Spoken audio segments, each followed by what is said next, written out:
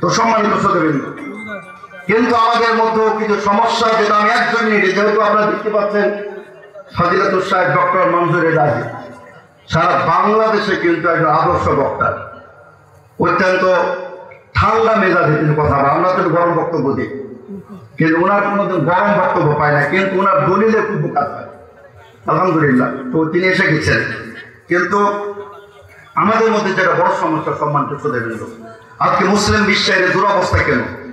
আজকে ফিলিস্তিনে গণহত্যা কেন হচ্ছে?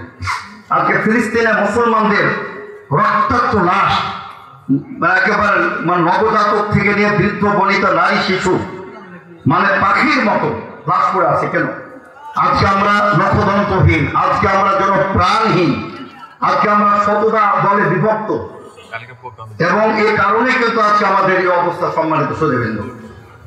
আল্লাহ রাসূল সাল্লাল্লাহু আলাইহি ওয়াসাল্লাম তিনি বলেছেন, সহিহ মুসলিম আছে, তিরমিজি আছে, বিভিন্ন ভাবে হাদিসের এবার ইন্না শাইতান ঈসা আয়েশা দুটাই যায় আইয়া আবুদাহুল মুসাল্লুন, শয়তান হতাশ হয়ে গেছে, কোন মুসলিমরা তাওহীদবাদীরা তার ইবাদত করবে না। ওলা বিত্তাহরিশ বা ফিত্তাহরিশ বাইনাহুম, নিজেদের মধ্যে লড়াই ঝগড়া উত্তেজনা বিভাজন মারামারি তার করবে, আল্লাহ রাসূল ভবিষ্যৎবাণী করে গেছেন।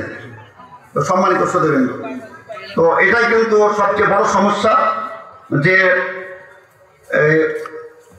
যেমন শয়তান ভালো করে জানে যে আহলাদিসদেরকে কবর পূজা করা যাবে না, আহলাদিসদেরকে মাজার পূজা করানো যাবে না, আহলাদিসের কোনো সন্তানকে মূর্তি পূজা করানো যাবে না। এখানে বিভাজন সৃষ্টি করে দাও, বল ঠিক কিনা? আর ওদের মধ্যে দরকারি না, তার শিরক করে, বেদাত করে, সেখানে ছোটখাটো বিভাজন দিয়ে লাভ থাকে। শয়তান অনেক বুদ্ধিমান, কিন্তু আমরা কিন্তু বসে আছি নিজেদের মতো লড়াই ফাসাদের মধ্যে।